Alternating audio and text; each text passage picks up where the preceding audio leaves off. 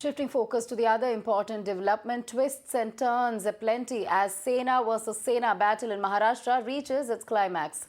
The Shiv Sena Uddhav camp has approached the Supreme Court, raising objections over the meeting between Maharashtra Speaker and Chief Minister Eknath Shinde on January 7. In its petition, the Uddhav camp claims it is highly improper for the Speaker to meet Chief Minister just 3 days before he is scheduled to announce his decision on the disqualification plea against Shinde camp MLAs. Shiv Sena UBT faction further claims such action by the Speaker raises questions about his fairness in the decision-making process. Now, the Assembly Speaker Rahul Narvekar has issued a clarification over Uddhav Sena's attack and claimed, being an MLA, there are many tasks about which there has to be discussion. Maharashtra Speaker is scheduled to deliver his verdict on plea seeking disqualification of 38 Shinde camp MLAs today. The rebellion by the Shinde camp in 2022 led to a split in Shiv Sena and collapse of Mahavikas Aghadi government. ये तो illegal government है, जो supreme court ने भी कहा है। तो illegal government के हाथों में 2 साल तक महाराष्ट्र का भवितव्य रखना ये बहुत ही खतरनाक बात है। और कल क्या होगा या कल क्या हो सकता है, तो ये 2 बार जो मिले हैं, ये मिलीभगत भी हो सकती है।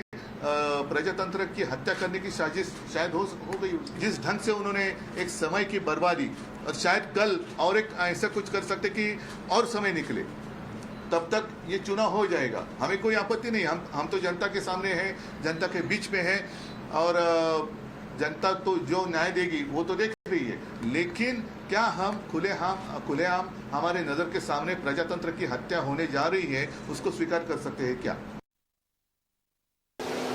जब ऐसे आरोप जिनमें कोई तथ्य नहीं रहता है वो किए जाते हैं, तब उसका हेतु एक ही होता है, निर्णय प्रक्रिया पर दबाव डालना। कि मेरी आदरणीय मुख्यमंत्री जी के साथ अनेक विषयों पर चर्चा करने के लिए मुलाकात भेंट ये 3 जनवरी के लिए नियोजित थी, लेकिन 3 जनवरी को मेरी तबीयत खराब होने के कारण, मुझे इन्फ्लुएंजा का वायरल होने के कारण मैं उन्हें मिल नहीं पाया। और 3-4 दिन के बाद जब मेरी तबीयत सुधर गई, तब कुछ महत्वपूर्ण विषय पर त्वरित चर्चा करना बहुत ही जरूरी था, इसीलिए हमने उनसे मुलाकात की। Right, so an important day today with the Speaker to decide on the disqualification pleas. In fact, Rahul Narvekar is set to announce verdict on the disqualification petitions filed by both warring Sena factions. Shrishti is live with us. Shrishti, an important verdict today which will perhaps set the tone for further developments in Maharashtra politics. Uddhav Sena has, of course, taken objection to the meeting between Speaker and CM just ahead of the verdict. Speaker to decide on disqualification petitions in a few hours. How optimistic are both the sides?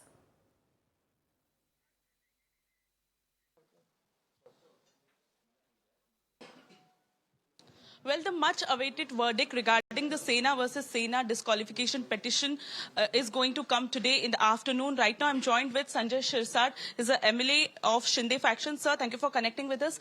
क्या expected है आज? क्या results expected है, बताइए? देखिए, आपको जैसा लगता है वैसे हमें भी लग रहा है कि भाई निकाल तो 4 बजे लग रहा है, थोड़ी नीचे ऊपर हो जाता है, लेकिन निकाल हमारे साइड से लगेगा, ऐसे हमें होप है। वजह ये है कि ये सिर्फ होप रख के नहीं चलता, तो जो भी कायदे की तरतूदें थी या तो कायदे में जो लिखा था, जो जिस तरीके से करना था, वो सभी चीजों को हमने फॉलो किया है। इसलिए होप तो यही है कि निकाल हमारे साइड से लग जाए।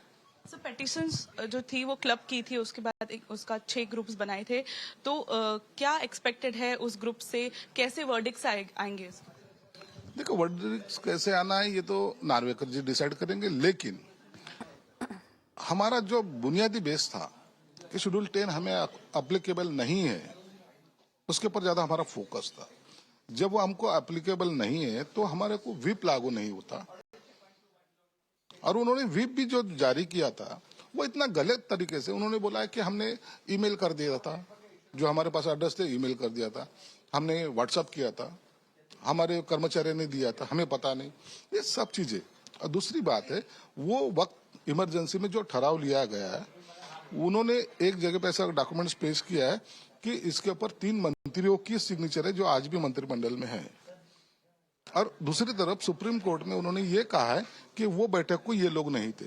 मतलब दोनों का अलग अलग जो स्टेटमेंट दिए वो देखते हुए इन्होंने सब झूठे डॉक्यूमेंट सबमिट किए, ये प्रूव हो रहा है।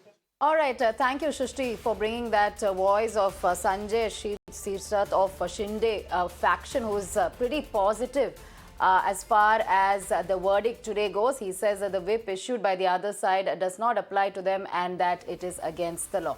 Thank you for bringing those details. With that, we